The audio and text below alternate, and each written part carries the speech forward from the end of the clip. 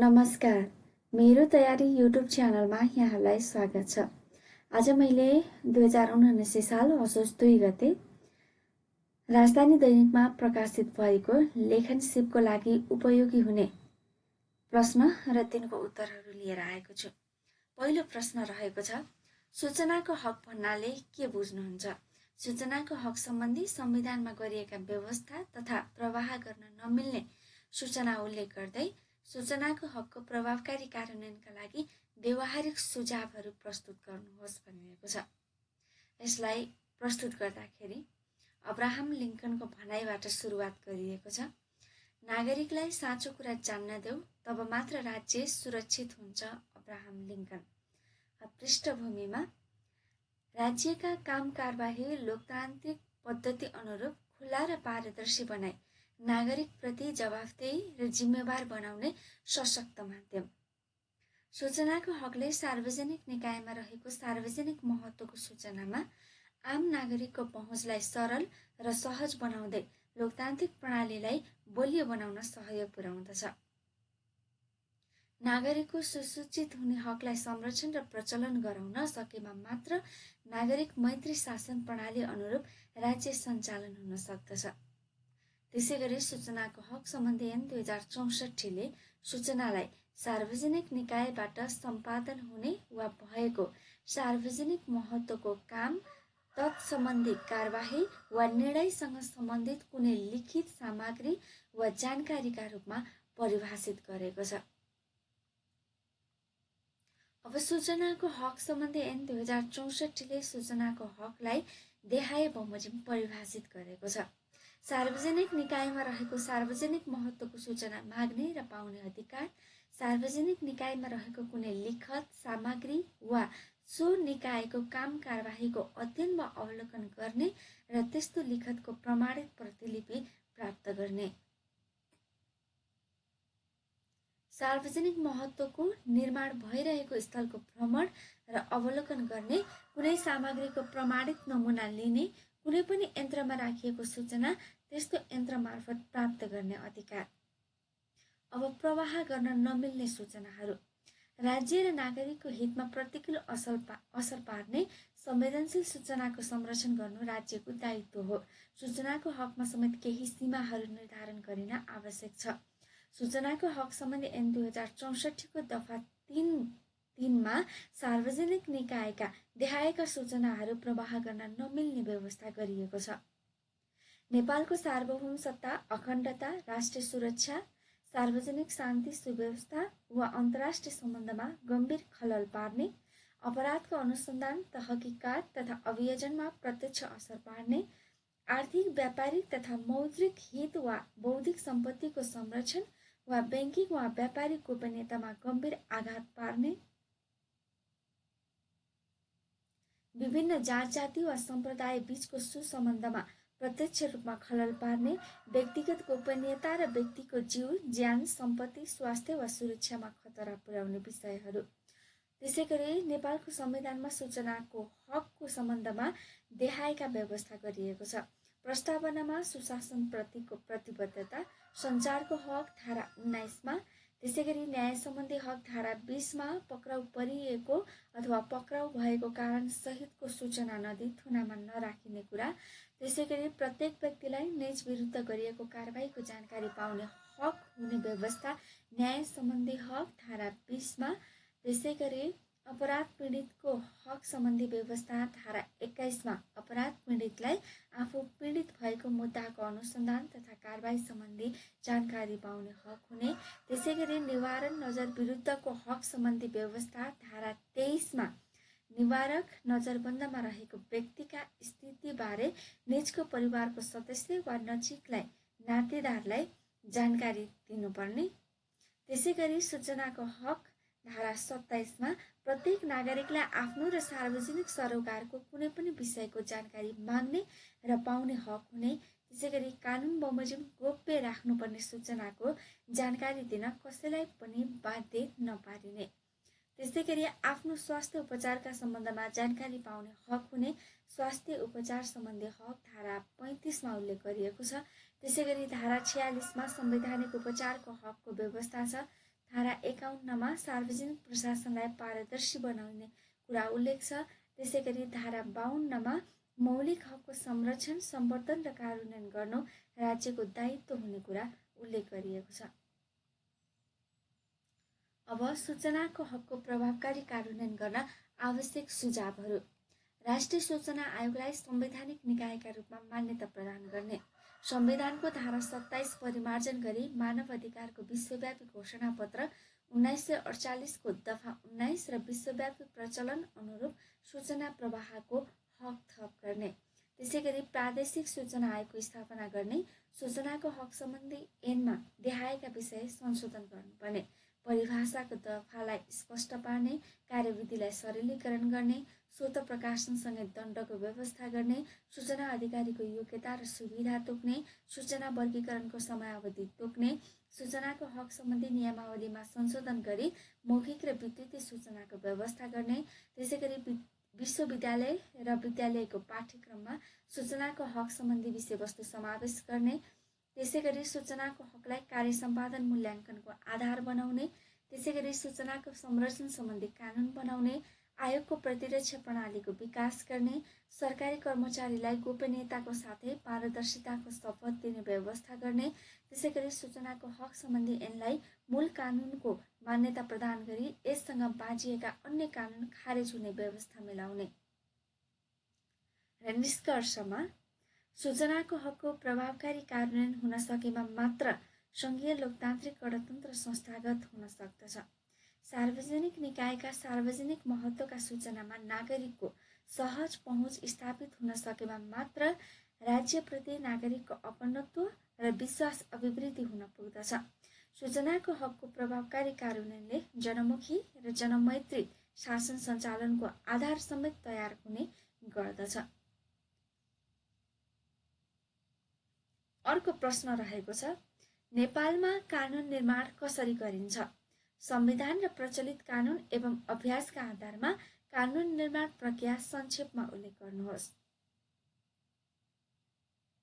पृष्ठभूमि रहेको छ, मानवीय व्यवहारको नियमन, व्यवस्थापन र नियन्त्रण गर्ने आधार, साधन एवं माध्यम नै कानुन हो। संकुचित अर्थमा कानुनलाई विधायिका निर्मित ऐनका रूपमा लिइन्छ भने बृहत अर्थमा कानुनलाई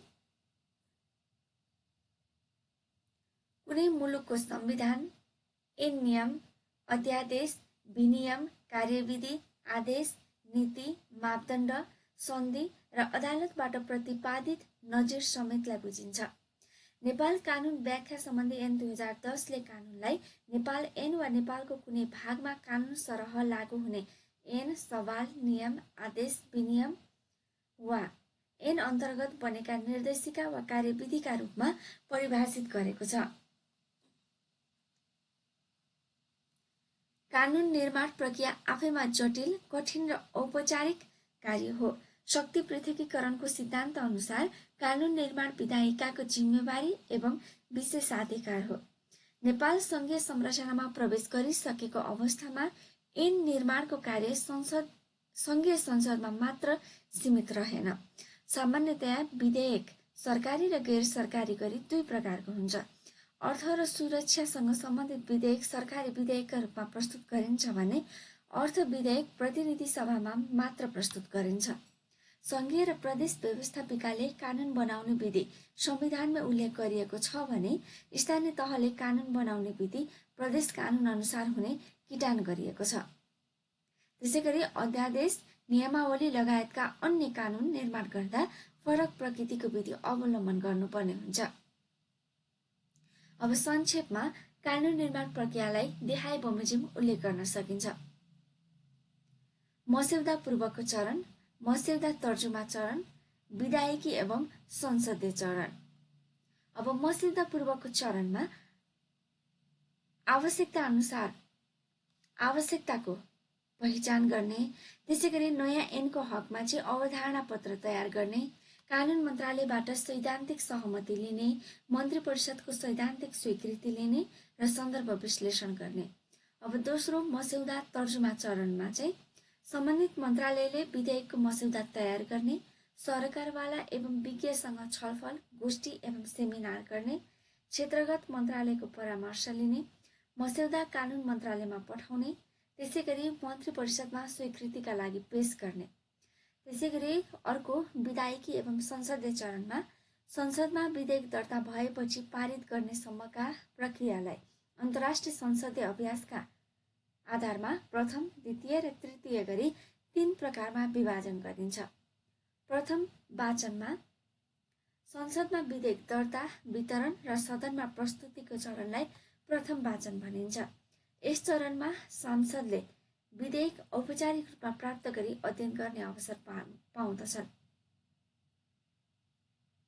त्यसैगरी द्वितीय वाचनमा सदनमा विधेयकको सैद्धान्तिक छलफल, सदन एवं विषयगत समितिमा दफावार छलफल र संशोधन जस्ता प्रक्रिया द्वितीय वाचन अन्तर्गत पर्दछन्। यसलाई विधेयकको दफावार छलफलको चरण समेत भनिन्छ। अर्को तृतीय चरणमा सदनबाट विधेयक अन्तिम रूपमा पारित गर्ने चरणलाई तृतीय चरण अथवा तृतीय वाचन भनिन्छ। कानुन निर्माणको विधायिकी चरणलाई देहाय बमोजिम प्रस्तुत गर्न सकिन्छ। कानुन संसदमा विधेयक दर्ता, विधेयकको विरोधको सूचनाको निर्णय, संसदमा विधेयक प्रस्तुत, विधेयकको सैद्धान्तिक छलफल, विधेयकमा संशोधन स्वीकृति, विधेयकको दफावार छलफल, सदनमा दफावार छलफल, विषयगत समितिमा दफावार छलफल, विधेयक पारित गरी अर्को सदनमा पठाउने, संयुक्त बैठकमा प्रस्तुत गरिने। अब निम्न अवस्थामा विधेयक दुवै सदनको संयुक्त बैठकमा पेश गर्न सकिन्छ। राष्ट्रिय सभाले पारित गरेको तथा प्रतिनिधि सभाले अस्वीकार गरेको, प्रतिनिधि सभाले संशोधन सहित फिर्ता पठाएको तर राष्ट्रिय सभा सहमत हुन नसकेको, त्यसैगरी विधेयक उत्पत्ति भएको सदनको सभामुख वा अध्यक्षले प्रमाणित गरी प्रमाणीकरणका लागि राष्ट्रपति समक्ष पेश गर्ने। र अर्को चरण रहेको छ प्रमाणीकरण तथा प्रकाशनको चरण। राष्ट्रपति प्रदेश प्रमुखद्वारा प्रमाणीकरण, विधेयक प्राप्त भएको 15 दिनभित्र प्रमाणीकरण गरी सदनलाई सूचना दिने, एकपटक पुनर्विचारणका लागि फिर्ता पठाउन सकिने, राजपत्रमा प्रकाशन, सरकारवाला समक्ष प्रचार प्रसार, नियम विनियम निर्माण, ऐन बमोजिमका संरचना निर्माण। र निष्कर्षमा कानुन निर्माण गर्दा न्याय र कानुनका मान्य सिद्धान्त, संवैधानिक सीमा, अन्तर्राष्ट्रिय दायित्वको सिद्धान्त तथा आत्मनियन्त्रित सीमाको पालना गर्न जरुरी हुन आउँछ। विधायिकाले शक्ति पृथकीकरणको सिद्धान्त अनुसार आफूमा निहित रहेको अधिकार प्रयोग गर्दा निश्चित विधि, प्रक्रिया एवं पद्धतिको पालना अनिवार्य रूपमा गर्नुपर्दछ। त्यसैगरी अर्को प्रश्न रहेको छ नेपालको वर्तमान संविधानलाई संविधानवादका दृष्टिकोणबाट कसरी मूल्याङ्कन गर्नुहुन्छ? संविधानवादको पालनामा देखिएका समस्याहरू उल्लेख गर्नुहोस्। यसलाई प्रस्तुत गर्दाखेरि संविधानवादलाई छोटो शब्दमा संविधानवादलाई छोटो रूपमा प्रस्तुत गर्दा लोकतान्त्रिक शासनको मेरुदण्ड। अब पृष्ठभूमिमा उल्लेख गर्दा संविधानलाई देहायका बुदाका आधारमा प्रश्न पार्न सकिन्छ। संविधानसँग सम्बन्धित दर्शन, आधारभूत सिद्धान्त र विचारधारा, सरकारका काम कारबाहीलाई वैधता प्रदान गर्ने माध्यम, त्यसैगरी आधुनिक राजनीतिको नवीनतम अवधारणा र कानुनको सर्वोच्चता र विधिको शासन, शक्तिको दुरुपयोग नियन्त्रण गरी जनमुखी शासन सञ्चालन गर्नुपर्ने मान्यतामा आधारित, राज्य संविधान नियम कानुन र विधिका आधारमा सञ्चालन हुनुपर्छ भन्ने मान्यता, सीमित सरकारको अवधारणा। अब नेपालको संविधानले देहायका संविधानवादका तत्त्वहरू अनुसरण गरेको छ। लिखित संविधान र संवैधानिक सर्वोच्चता, संविधान मूल कानुनका रूपमा परिभाषित, सीमित सरकार, आवधिक निर्वाचन र बालिक मताधिकार, स्वतन्त्र, सक्षम र निष्पक्ष न्यायपालिका तथा न्यायिक पुनरावलोकन, जनतामा निहित सार्वभौम सत्ता एवं राजकीय सत्ता, शक्ति पृथकीकरण र सन्तुलन, मानव अधिकारको संरक्षण र मौलिक हकको व्यवस्था, स्वतन्त्र संवैधानिक अङ्गहरूको व्यवस्था, कार्यपालिका एवं संसदीय उत्तरदायित्व, महाभियोग, अविश्वास तथा विश्वास प्रस्ताव। अब नेपालको संविधानमा गरिएका देहायका व्यवस्था संविधानवादको प्रतिकूल रहेका छन्। मौलिक हकको कार्यान्वयन कानुन बमोजिम हुने गरी सीमित र सङ्कुचित गरिएको, मौलिक हक कार्यान्वयनका लागि समय सीमा तोकिएको, सरकार गठन भएको 2 वर्षसम्म अविश्वासको प्रस्ताव पेश गर्न नपाइने, त्यसैगरी राज्यका नीति तथा निर्देशक सिद्धान्तहरू पालना भए नभएको सम्बन्धमा अदालतमा प्रश्न गर्न नपाइने,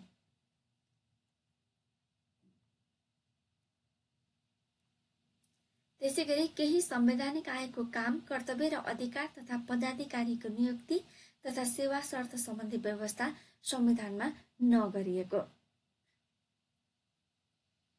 अब संविधानवादको पालनामा देखिएका समस्याहरू यस प्रकार रहेका छन्। प्राकृतिक न्यायको सिद्धान्त एवं विधिशास्त्रीय मूल्य मान्यताको पालना नहुनु, न्यायाधीश नियुक्ति प्रक्रिया अवैधानिक हुनु र राजनीतिकरणको समस्या देखिनु, जनउत्तरदायी र जनमुखी नेतृत्वको अभाव हुनु, स्वच्छ, स्वतन्त्र, निष्पक्ष र तटस्थ निर्वाचन हुन नसक्नु, मानव अधिकारको संरक्षण र सम्वर्धनमा राज्य उदासीन हुनु, मौलिक हकको पूर्ण र प्रभावकारी कार्यान्वयन हुन नसक्नु, शक्ति पृथकीकरण तथा सन्तुलनको सिद्धान्तको पूर्ण अभ्यास नहुनु, अनुत्तरदायी राजनैतिक दल, राजनैतिक अस्थिरता र राजनैतिक संस्कारको कमी हुनु, संवैधानिक निकायका काम कारबाही अपेक्षाकृत प्रभावकारी बन्न नसक्नु, शीघ्र न्याय र न्यायमा पहुँचको अभाव एवं बढ्दो दण्डहीनता, कानुनको शासन एवं सुशासनको प्रत्याभूति दिलाउन नसक्नु। निष्कर्षमा संविधानवाद सरकारलाई अनुत्तरदायी, गैर जिम्मेवार, अलोकतान्त्रिक, निरङ्कुश र स्वेच्छाचारी हुनबाट रोक्ने मान्यता हो। संविधानवादको सफल र प्रभावकारी कार्यान्वयनले मात्र जनताको सुख र समृद्धिको आकांक्षा पूरा हुन सक्दछ। असल राजनीतिक संस्कार र विधिको शासनले मात्र संविधानवादको अवधारणा सार्थक हुन सक्दछ। अर्को प्रश्न रहेको छ, भ्रष्टाचार निवारण ऐन 2059 अनुसार भ्रष्टाचार भन्नाले के कस्ता कार्यलाई बुझिन्छ? नेपालमा भ्रष्टाचार नियन्त्रण हुन नसक्नुका कारणहरू पहिचान गरी समाधानका उपायहरू प्रस्तुत गर्नुहोस्। के हो त भ्रष्टाचार भनेको? भ्रष्टाचार एक गम्भीर सामाजिक रोग हो। पृष्ठभूमिमा उल्लेख गर्दा विश्व बैंकका अनुसार व्यक्तिगत फाइदाका लागि सार्वजनिक पदको दुरुपयोग गर्नु भ्रष्टाचार हो। धर्म, नीति, आचरण, संस्कृति र परम्पराले मनाही गरेको आचरण नै भ्रष्टाचार हो। भ्रष्टाचार घुसखोरी, सरकारी सम्पत्ति हिनामिना, दुराशयपूर्ण निर्णय तथा नातागोतामुखी प्रवृत्तिका रूपमा देखा पर्ने गरेको पाइन्छ।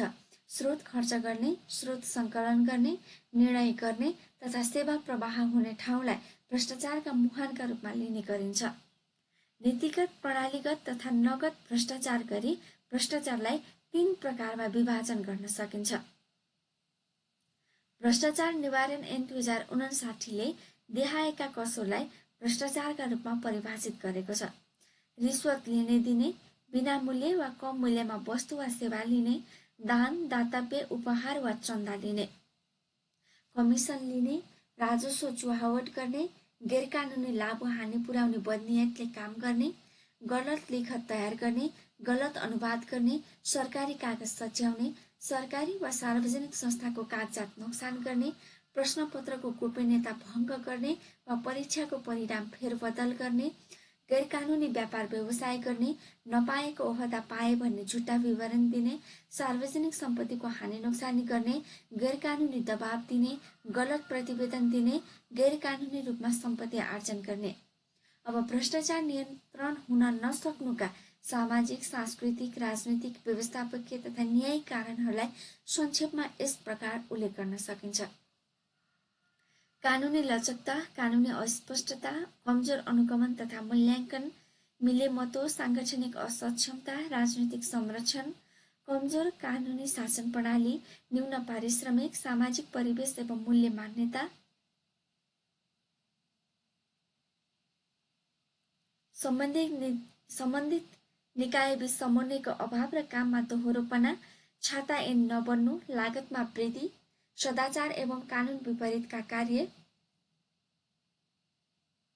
सार्वजनिक स्रोत साधन तथा सम्पत्तिको निजी उपयोग एवं सार्वजनिक स्रोत र सम्पत्तिको दुरुपयोग गर्ने कार्य, सामाजिक रोग, एक साङ्गठनिक अपराध। अब भ्रष्टाचार नियन्त्रणका उपायहरूलाई देहाए बमोजिम प्रस्तुत गर्न सकिन्छ। निरोधात्मक उपाय र प्रवर्धनात्मक उपायहरू। अब निरोधात्मक उपायमा के पर्दछन् त? चेतनामूलक कार्यक्रम, सामाजिक बहिष्कार, नैतिक शिक्षा, सार्वजनिक सूचनामा जनताको पहुँच, पारदर्शिता, सूचना प्रविधिको प्रयोग, कार्य सम्पादन प्रक्रियाको सरलीकरण, नियमित अनुगमन, मूल्याङ्कन, अध्ययन अनुसन्धान, कर्मचारीमा जवाफदेहिता अभिवृद्धि, नागरिक समाजको भूमिका प्रवर्धन, प्रशासनिक तटस्थता, कर्मचारीलाई पर्याप्त सेवा सुविधा, दण्ड र पुरस्कार प्रणाली, राष्ट्रिय नीति तर्जुमा, अन्तर्राष्ट्रिय समुदायसँग सहकार्य, योग्यता र क्षमतामा आधारित कार्य विभाजन र भ्रष्टाचारको माग र आपूर्तिलाई निरुत्साहित गर्ने, सार्वजनिक पद धारण गरेका पदाधिकारीको सम्पत्ति विवरण, सार्वजनिक अधिकार सम्पन्न निकायको गठन। अब प्रवर्धनात्मक उपायहरू।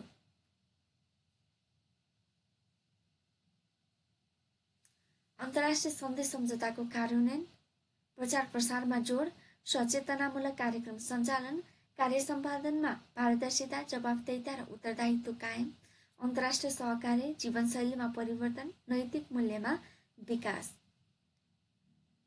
भ्रष्टाचार नियन्त्रणका उपायहरूमध्ये निरोधात्मक उपाय, प्रवर्धनात्मक उपाय।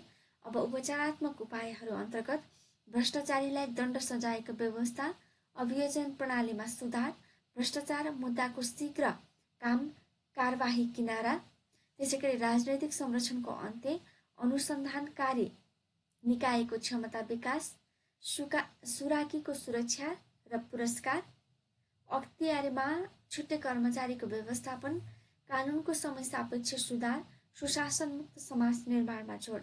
निष्कर्षमा नेपालमा भ्रष्टाचार नियन्त्रण गर्न विभिन्न कानुनी, नीतिगत तथा संस्थागत व्यवस्था गरिएका छन्। यसका बावजुद पनि भ्रष्टाचारजन्य क्रियाकलापमा कमी आउन भने सकेको छैन। भ्रष्टाचार विरुद्ध शून्य सहनशीलताको नीति अख्तियार गरी राज्यका संयन्त्रलाई प्रभावकारी बनाउन सकेमा मात्र भ्रष्टाचार नियन्त्रण र सुशासन कायम हुन सक्दछ। राज्यले भ्रष्टाचार नियन्त्रणलाई प्राथमिकताका साथ लिन अपरिहार्य भइसकेको छ। यो थियो आजको राजधानी दैनिकमा प्रकाशन भएको लेखन सिपको लागि नमुना प्रश्न र तिनको उत्तरहरू। यहाँहरूलाई भिडियो कस्तो लाग्यो? मन परेमा लाइक र सल्लाह सुझावको लागि कमेन्ट गर्नुहोला, साथै सेयर पनि गर्नुहोला र यस्तै जानकारीमूलक भिडियोको लागि कृपया च्यानललाई सब्स्क्राइब पनि गर्नुहोला। धन्यवाद।